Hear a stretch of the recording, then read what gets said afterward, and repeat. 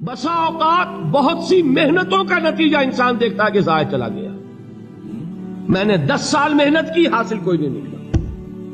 یہ ثمرات کیا ہیں؟ محنتوں کے ثمرات کا ضیاع. کوشش آپ نے کی، قسمت کی خوبی دیکھی ہے، ٹوٹی کہاں کمن، 2-4 ہاتھ جب کے لبے بام رہ گئے. Be prepared.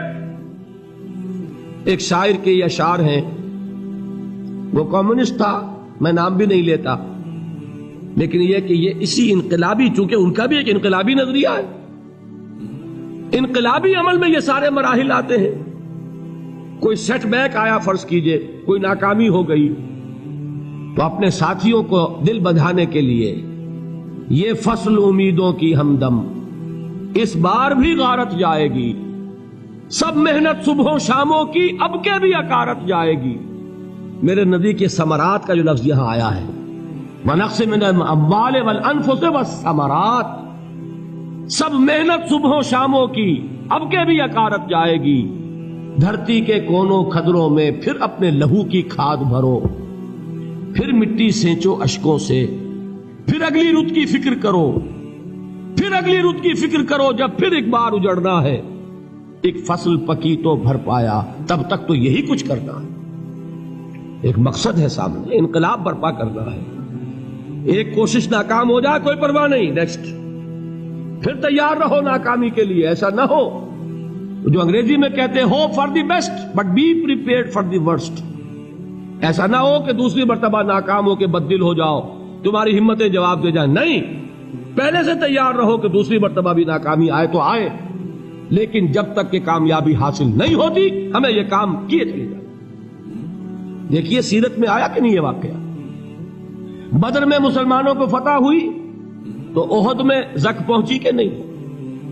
70 صحابہ شہید ہوئے کہ نہیں؟ اگر ان کی ہمتیں جواب دے جاتی تو گاڑی کیسے چلتی آگے؟ تو فرمایا وَلَنَبْلُوَنَّكُمْ بِشَيْءٍ مِّنَ الْخَوْفِ وَالْجُوعِ وَنَقْصٍ مِّنَ الْأَمْوَالِ وَالْأَنفُسِ وَالثَّمَرَاتِ.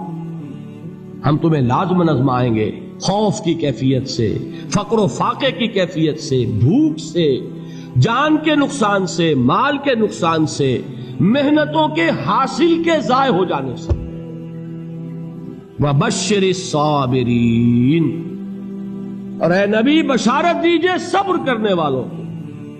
الَّذِينَ إِذَا أَصَابَتْهُمْ مُصِيبَةٌ، وہ کہ جب ان پر کوئی تکلیف آئے، کوئی مصیبت آئے، کوئی آزمائش آئے، قالوا انا للہ وانا الیہ راجعون، وہ یہ کہیں کہ ہم اللہ ہی کے ہیں، اللہ ہی کی طرف لوٹ جانا ہے. یہ وہی انداز ہے جو میں نے فارسی کا شعر سنایا تھا آپ کو کہ سرے تسلیم خم ہے جو مزاج یار میں آئے. وہ ہمارا مولا ہے، ہمارا آقا ہے، اگر اسے یہی منظور ہے تو ہمیں بھی یہی منظور ہے. میں نے تسلیم و رضا کی بات کی تھی نا، آپ کو کچھ شعر سنائے تھے. ایک شعر اور سنیے، اور یہ کس کا ہے؟ محمد علی جوہر کا. ایک مرتبہ جیل گئے، ان کی ایک بیٹی جوان بیمار ہوئی، فوت ہو گئی. باہر چھوڑا انگریز نے، جاؤ بھائی دفن کر دو بیٹی کو. دوسری مرتبہ جیل گئے، دوسری جوان بیٹی اسی مرض میں مبتلا ہوئی. اب یہ جیل میں ہے، خبر پہنچی کہ دوسری بیٹی کے اوپر بھی اسی مرض کا حملہ ہوا ہے. ایک نظم لکھی ہے جس کا آخری شعر یہ ہے، تیری صحت ہمیں منظور ہے لیکن اس کو نہیں منظور تو پھر ہم کو بھی منظور نہیں. یہ ہے، جب تک یہ کیفیت نہ ہو اس میدان میں آدمی ثابت قدم نہیں رہ سکتا کہ میرے رب کو اگر یہ منظور ہے تو یہی مجھے منظور ہے، اور تیری صحت ہمیں چاہیے تو ضرور، لیکن ہمارے رب کو منظور نہیں تو ہمیں بھی منظور. راضی برضائے رب. وَبَشِّرِ الصَّابِرِينَ الَّذِينَ إِذَا أَصَابَتْهُمْ مُصِيبَةٌ قَالُوا إِنَّا لِلَّهِ وَإِنَّا إِلَيْهِ رَاجِعُونَ. نہ شود نصیب دشمن کے شود ہلاک تیغت، سر دوستہ سلامت کے تو خنجر آزمائی. اولئک علیہم صلوات من ربہم ورحمہ، یہی ہیں وہ لوگ جن پر ان کے رب کی طرف سے عنایتیں ہیں اور رحمتیں ہیں. وَأُولَٰئِكَ هُمُ الْمُهْتَدُونَ، اور یہی ہے وہ لوگ جو کامیاب ہونے والے ہیں، ہدایت پانے والے، ہدایت یافتہ. اسی سورہ بقرہ میں ذرا آگے چل کر، یہ تو ہے 20واں رکوع، 19واں رکوع. 21ویں رکوع کی پہلی آیت ہے لیس البر ان تولوا وجوهکم قبل المشرق والمغرب ولكن البر من آمن بالله واليوم الآخر والملائكة والكتاب والنبيين وآتى المال على حبه ذوي القربى واليتامى والمساكين وابن السبيل والسائلين وفي الرقاب وأقام الصلاة وآتى الزكاة والموفون بعهدهم إذا عاهدوا والصابرين في البأساء والضراء وحين البأس. اب یہ آیت جو ہے سورۃ العصر میں جو مضامین آئے تھے سارے اس میں موجود ہیں.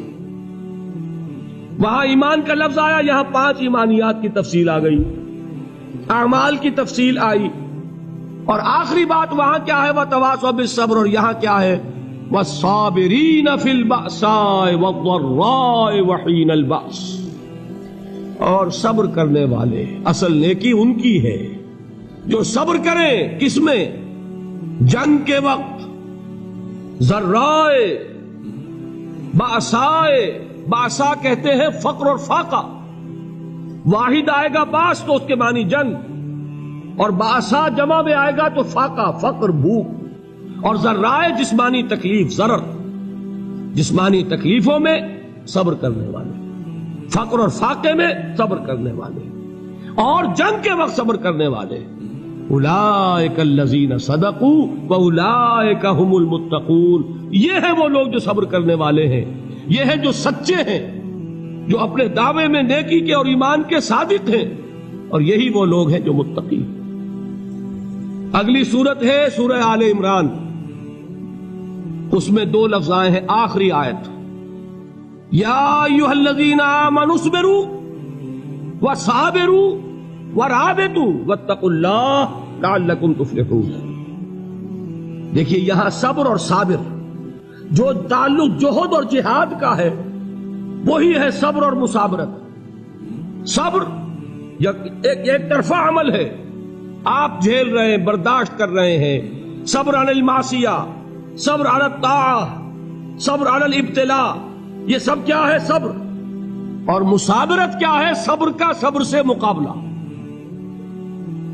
یہ سورہ آل عمران اب وقت نہیں ہے، میں آپ کو سناتا اللہ تعالیٰ نے کیسے کیسے مسلمانوں سے کہا.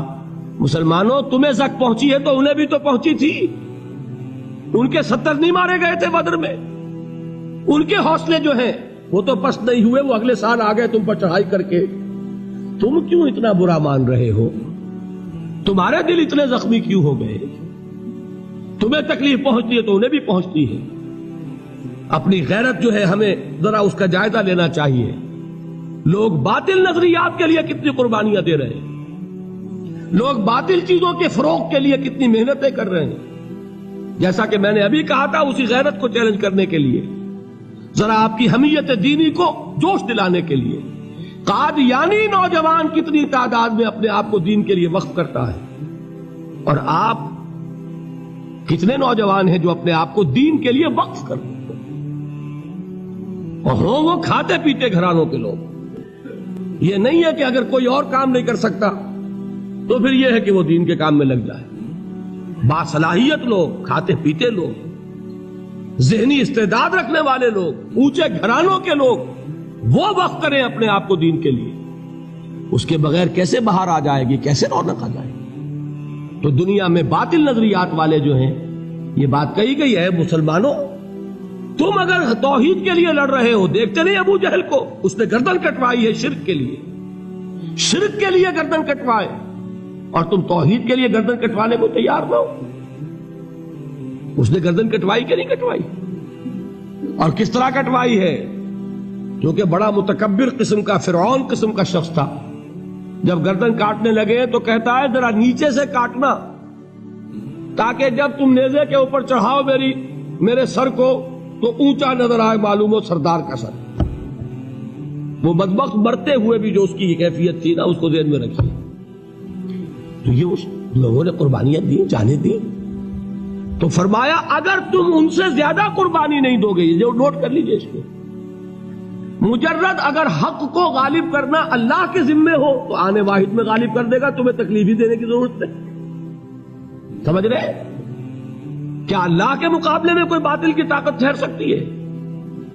یہ تمہارے ایمان کا امتحان ہے، یہ تمہارے خلوص کی آزمائش ہے، یہ تمہارے امتحان کا ثبوت درکار ہے کہ اللہ تعالیٰ دیکھنا چاہتا ہے تم اس کے لیے اپنی جانیں قربان کرنے کو تیار ہو کہ نہیں، تم اس کے لیے تن من دھن لگانے کو تیار ہو کہ نہیں۔